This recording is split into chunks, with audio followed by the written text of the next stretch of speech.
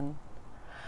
I am choosing this spot today, which is, I always call it like feeling like I'm sitting on top of the world. I just want to let you peek. That's LA and the surrounding foothills. It wasn't very clear today and smelled a lot like smoke due to all the fires that are going on. But today I wanted to share what, of course, recently, which has been coming up a lot, is the passing away of loved ones, which are celebrations of life. My husband used to joke that I didn't have a family tree, but we had a family forest. My mom is one of 8 siblings. My grandmother was one of 8. So you can imagine we have quite a bit of family. I've been to many funerals in my 48 years on this planet. And most recently, I attended the funeral of a beautiful 27-year-old who was in the dental field, who played music with her band and her church. Her friends and family shared beautiful memories of their time with her, and would say that at the end of conversations, she would say, "Don't forget to floss." We all laughed at that.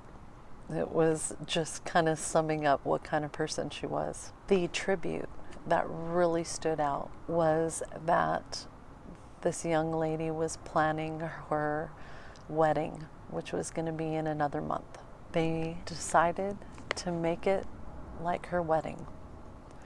They used all the purple flowers that she had purchased, the tulle, the beautiful white aisle.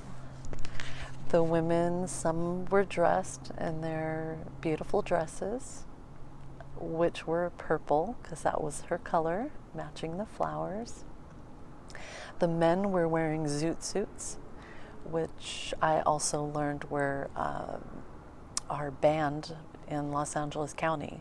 I didn't know that, and that was an amazing fact. And all of the pallbearers, the father and the fiance were dressed in those amazing suits, and he had a big, beautiful purple feather. And she was in an absolutely amazing, beautiful purple casket.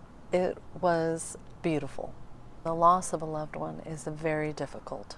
They say the loss of a child, because the loss is not in chronological order, said to be the most difficult loss that one can go through. Grieving is not easy. Grieving is a very difficult process and a unique process for any person who is going through that.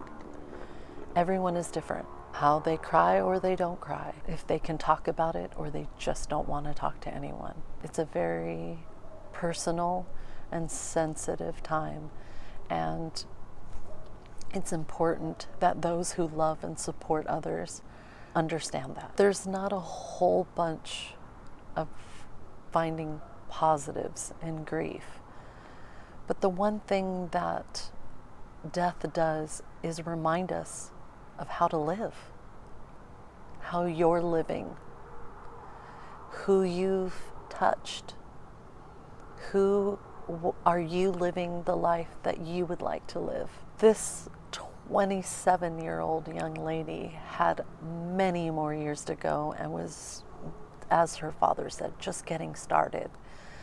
And that why her? I wish we had all those answers. But I can tell you one thing. I, along with many others in there, were standing because there were so many people that she touched. There were so many people that were there who wanted to support the family. It was absolutely touching, and you could tell the people and how much her vibration that she shared just by standing in that room. Another issue that has been coming up is family and friends who are struggling with various illnesses, including cancer. I think we've all known someone who has had to face the difficult challenges and choices. If we know someone who is able to share what they've been through, the experience that they've had, it's generally a tough one.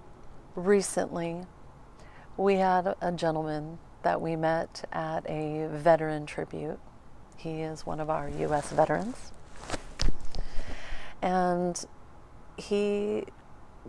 we would always just have light conversations and smiles, so waving hi. And on a great day, he would smoke a cigar, and I would be able to smell it. I love the smell of cigars. Well, he recently shared that he was diagnosed with stage 4 cancer. And after 3 expert opinions, they gave him 6 months to live. They mentioned that if they did the treatment, they might be able to extend that a little bit longer. He said, as difficult as the treatment has been, he was going to do it because he was hoping that he could make it to see his granddaughter's graduation. Another gentleman, also diagnosed with a different cancer, but also stage 4. He was expecting it. He comes from a family. It's in the genes. He has seen his family members go through the treatment. So he made the difficult choice not to do the treatment. We've talked about how he thinks about things that he used to worry about and think about, that it just doesn't seem important anymore. And that he is really appreciating those people that he has around him, those friends or that family that is there for him. He's seeing things very differently, and he believes it's going to disappear. We all don't know what can happen with us. And just recently, there was a beautiful, loving mother who was diagnosed with stage 4 cancer and chose to go through the treatment. They said it wasn't really making a difference, and she wasn't feeling very well and just wanted to enjoy the remainder of her days with her family. They all got together every weekend and shared that amazing, priceless gift I've mentioned before: quality time. She passed away, and her funeral was this week. She requested that everyone wear their Dodgers jerseys. They had beautiful Dodgers flowers, quite a few flowers, as she had worked for the church for 30 years. It says something about her. Every funeral says something about that person. It's just an amazing tribute. I've talked to my boys. I said, when I pass away, I'd love everyone to wear pink and black. And I want them to tell stories about how I used to get lost everywhere I drove until beautiful GPS was invented. I want them to tell about my beautiful lifted monster pink truck that always would break down and then end up on the back of a AAA tow truck. And then they can tell how many kitties I had. When you are able to plan what you want to have, it's amazing, because it says so much about you. These funerals said a lot about those individuals, and it was beautiful. If they don't get to plan that, the family gets to make that amazing tribute for them. I truly believe that those who have transitioned from this life to the next are in a peaceful place. They're not in pain anymore. And people ask, why do I believe that? And as I've shared, and some of you have heard my story of being hugged in the bathroom, and I said that it was my angel hug. Did I see an angel? I did not. The reason why I felt that was because I wasn't having arms hold me. I was completely wrapped around and reminded me of wings. What I do know is I was completely hugged by love.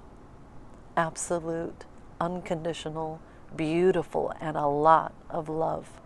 I once shared this with my uncle. My uncle came off a little bit hard. He was funny, he was a comedian, but he didn't joke about specific things. When I shared my experience, he shared the one he had. He was young when his brother passed away, who was also too young, his early 20s. And he was really devastated about it. He said that he was sitting and he was feeling sad on the porch, and he saw his brother walk up the driveway to him. He thought at first like that he was dreaming, that what is this? It has to be a dream. But he came up and he said, don't be afraid, and that he was okay, and that he needed to stay there because he needed to help take care of the family. He needed to stay here. Years later, the book A Heaven is for Real, I've mentioned that a few times. The movie came out later. The book has a little more details, but it is about a 4-year-old boy who almost died, and he went to heaven. He spoke about how he met specific family members, and this is when the family really made them believe that their son did see heaven. The little boy talked about meeting his grandfather that he would have never met, who passed away years prior, and he met his sister, who was actually miscarried prior to his birth. It is an amazing experience that he shared, and it changes you. Does it hurt to listen to?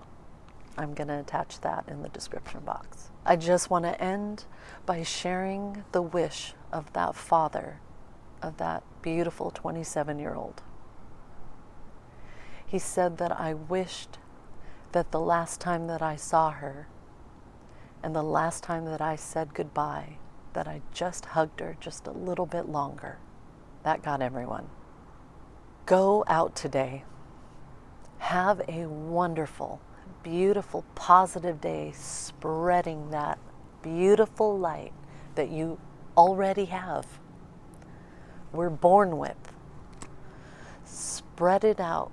Tell those loved ones that you care about. Let them know how you feel. Make sure to share all the words that you want those individuals to know. Take the advice of someone who knows, someone who's experienced that. Make sure to make those hugs last just a little bit longer. I'm sending lots of positive thoughts and love your way.